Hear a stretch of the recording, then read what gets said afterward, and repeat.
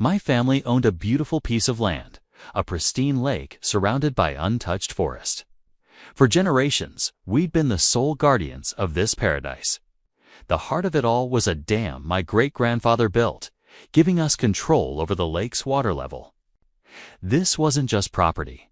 It was our legacy, our sanctuary. We had an agreement with the local homeowners association, the HOA, that they could develop the land on the far side of the lake, but with strict rules to preserve the natural beauty. They agreed to keep a generous buffer zone of trees and to build only a number of homes. It seemed like a reasonable compromise. We thought they understood the value of what we were protecting. We were wrong. A few years ago, I started noticing more activity than usual across the lake. Construction trucks were a constant presence, and the sound of saws echoed from dawn till dusk. I tried to see what was happening, but the dense woods on their side blocked my view. I trusted our agreement, so I didn't think much of it at first. I figured it was just the initial phase of the limited development we'd agreed to. But then, whispers started floating around town. Rumors of a massive vacation resort, a cash grab aimed at tourists right on the edge of my family's lake. My stomach dropped. This wasn't what we agreed to. I got in my boat and motored across the lake to see for myself. What I found made my blood run cold. They had clear-cut the entire shoreline, leaving a scar of mud and stumps where a vibrant forest once stood. And there they were, rows upon rows of identical, cheaply built cabins, crammed together right up to the water's edge. I counted them. 109. 109 soulless little boxes where there was supposed to be a gentle slope of trees. They had shattered our agreement, violated our trust, and desecrated the land. The HOA president, a smarmy guy named Mr. Vance, just shrugged when I confronted him. He said the town needed the tourism revenue and that their lawyers had found a loophole in the contract. A loophole. That's what he called this blatant destruction. I was furious, but I knew I couldn't beat them with lawyers. They had more money and more connections. As I stood on my side of the lake, looking at the ugly development, I felt a deep sense of despair. They were going to get away with it. They were going to profit from ruining my family's legacy. I went to the town council meetings. I presented our original agreement. I showed them pictures of the devastation.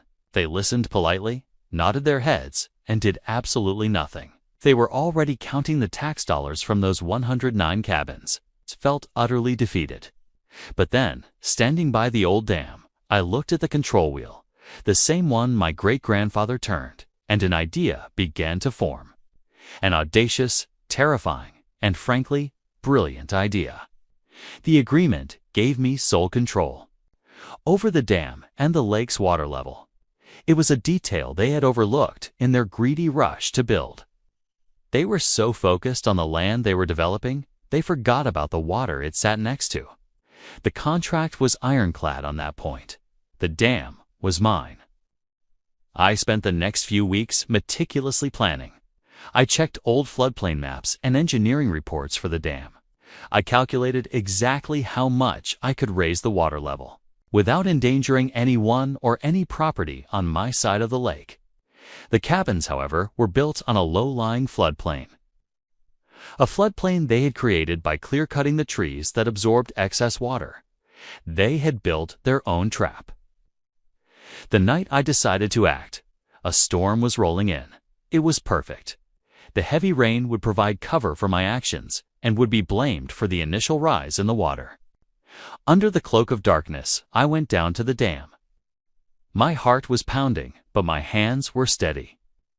I grabbed the large cast-iron wheel and began to turn it.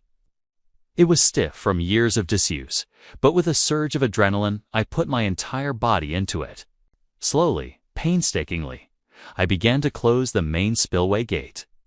The roar of the water changed, shifting from a free-flowing cascade to a choked, pressurized surge through the smaller outlets. I wasn't just closing a gate. I was reclaiming my home. I was letting nature do what it does best. The next morning, the storm had passed, leaving behind a gray, drizzly dawn. I went out to my porch with a cup of coffee. The lake looked different. It was higher, much higher. Across the water, a scene of chaos was unfolding. The brand-new lawns of the vacation cabins were gone, replaced by a muddy, swirling extension of the lake. The water was lapping at the foundations of the first row of cabins. People were running around in a panic, trying to move furniture and belongings to higher ground. The HOA had built their resort on land that was, for all intents and purposes, now part of the lake bed. It was a beautiful, terrible sight. Mr. Vance called me, screaming into the phone. He accused me of sabotage, of intentionally flooding his precious resort. I calmly reminded him of our agreement.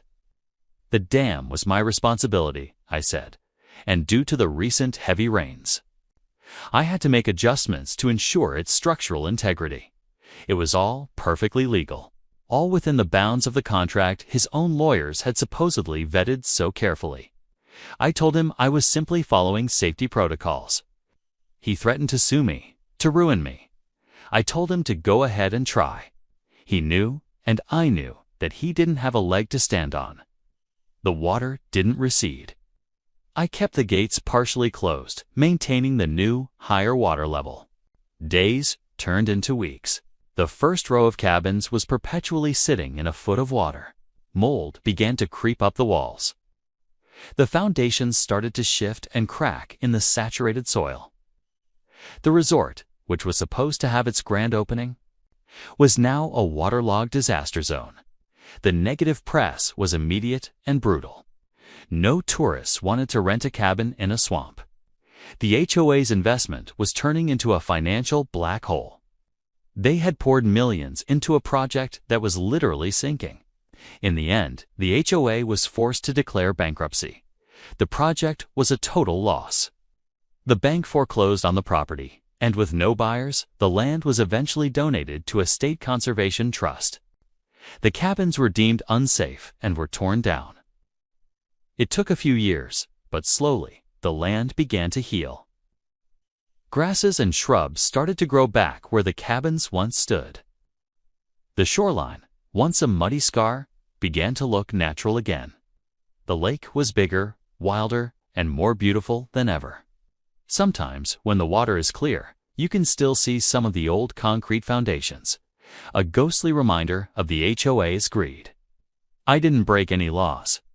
I just read the contract and let nature handle the rest. My family's legacy is safe, and the lake is finally at peace. Thanks for listening to my story. If you enjoyed it, don't forget to like and subscribe for more.